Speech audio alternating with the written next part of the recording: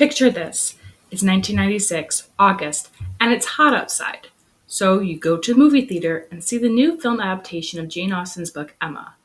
Wait a second. Scratch that. It's 1996, November. You're in England, and it's a bit cold out. So you make a cup of tea and settle in to watch on ITV the new adaptation of Emma, based on the book by Jane Austen. And wait, didn't we just do this before? I'm Briana Michelle Meyer, and this is A Tale of Two Emmas, 1996, for Virtual JaneCon 2025. When I originally had this idea, I swore there would be loads of articles about the two adaptations coming out so close to each other. And honestly, there really isn't much out there. So I had to pivot a bit and find the sources the best way I could. I will have them all linked down below as well as the trailers for each version. Here's how we're doing this year's little video. I'm briefly going to be discussing the book, Emma. Then I'll be looking at film Emma, followed by ITV Emma. Finally, I'll be talking about the impact both adaptations had. I also want to reiterate this. Adapting for film and television is hard, and both are different mediums. This means each film was made with a certain audience in mind. Also, these are my own opinions about each adaptation. Now, let's get started. Emma was published in 1815 by Jane Austen. I'm assuming a lot of us already know much of the storyline. So let me give you a one-sentence summary. A young girl meddles in the love lives of those around her, but doesn't realize that she might not know what love is. That right there is one of the reasons why I feel like Emma gets misunderstood as a book. It's a comedy of manners, with romance being a subplot. It's a book about people and the class one lives in. It also features a heroine who is at times unlikable, but you want to root for her. You want Emma to succeed in her matchmaking, but Emma also doesn't know herself until the very end. This is why I believe that Emma is such a hard book to adapt. There are so many layers within the story due to everyone's relationship with each other. This is why two adaptations released months apart might end up being good in the long run. So let's talk about the film Emma. Released in the United States in 1996, Emma was a success. The film was written and directed by Douglas McGrath, his very first film, and distributed by Miramax Films. Now, Miramax has a bit of a history. There was a man there, let's call him Chairman H. Chairman H had a lot of power in Hollywood. In fact, we'll be talking about him much later.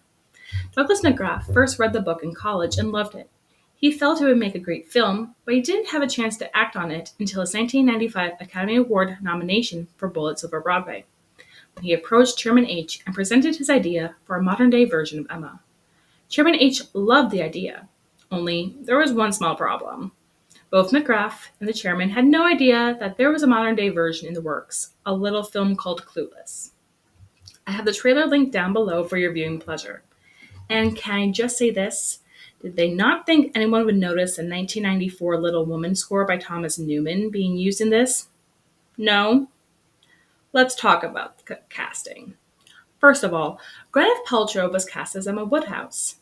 McGrath said in an interview that he wanted her because of her Texas accent being so believable that showed him that she could do this. But also, this is the daughter of two members of Hollywood royalty. Paltrow even took time studying for this role.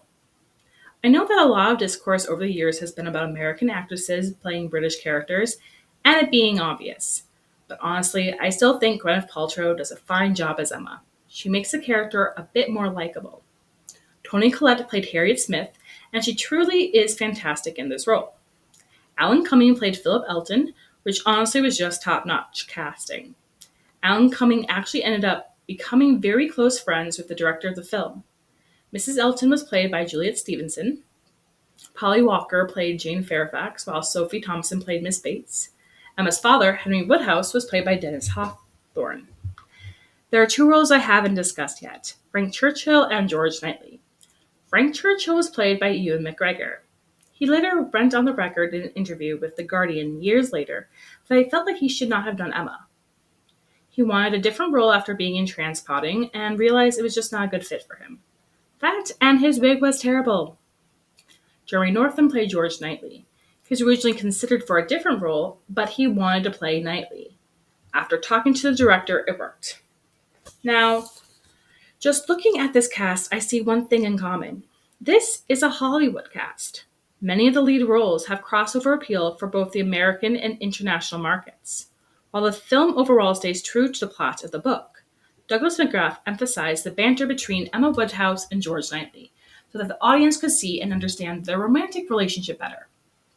Is this due to Hollywood audiences not being readers of books, or was this something else entirely? I do not know. But the 1986 film adaptation of Emma was a success. In fact, Rachel Portman became the first female composer ever to win the Academy Award for Best Original Score.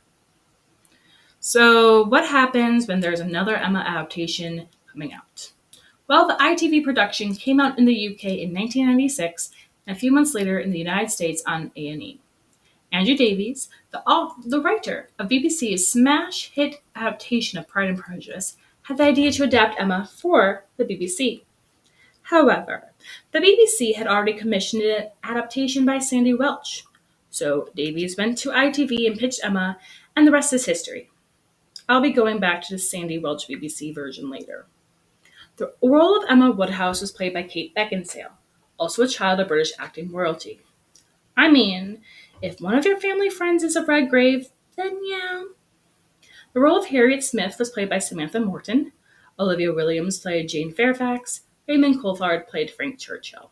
Dominic Rowan played Mr. Elton. Bernard Hepton played Mr. Woodhouse. Samantha Bond played Miss Taylor, who then became Mrs. Weston. Alistair Petrie played Robert Martin. And Jeremy Strong played George Knightley. Now, looking at this cast, all I can say is that it screams British. It is a British film designed for a British audience in mind. One major aspect of this adaptation that stood out was how it addresses class. Perhaps it was because the audience this adaptation was created for just so happened to be the British public. It also was made for TV, and television viewers are different from film viewers. Overwhelmingly, the reviews for this version were positive, with many praising Kate Beckinsale's portrayal of Emma Woodhouse as more believable than the other version that came out a few months before. So, what about the impact of both films? Well, both films were involved with the period drama adaptation boom that really didn't let up until the early 2000s. Miramax Films ended up releasing another Jane Austen adaptation in 1999, Mansfield Park. But we need to go back to Miramax Films and Chairman H, all thanks to a little film called Shakespeare in Love. Now, Shakespeare in Love is a fun film. Gwyneth Paltrow won the Academy Award for Best Actress because of this film. This film also won Best Picture over Saving Private Ryan, so there's controversy over that. But what really made it controversial was Chairman H saying that he took time away from his job at Miramax to be the executive producer of this film.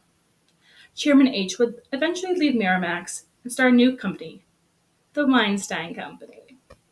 This entire Shakespeare in Love saga all goes back to the 1996 film Emma somehow. And what about the ITV version? Well, Emma was the second Jane Austen adaptation from Andrew Davies. The man has gone on to adapt many more Austen's books, as well as other classics. The ITV version was included as part of the 2007 Jane Austen season. And the BBC version that was in the works?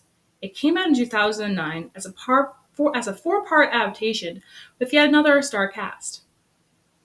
ITV would later be well known for a little period drama called Downton Abbey. Oh, and about Alistair Petrie. Remember how he played Robert Martin in the ITV version? He later went on to be in the Netflix show called Sex Education. His son in the show, Connor Spindles, was later cast in the 2020 adaptation of Emma as Robert Martin. So there you have it, friends. Two Emmas out around the same time, both similar and different, with impacts that we might still see today. I hope you enjoyed it, and I'll see you next year, where I will probably be talking about Sense and Sensibility, since it's been a while since we've had a film version, and there's one in the works. Oh, we are so back.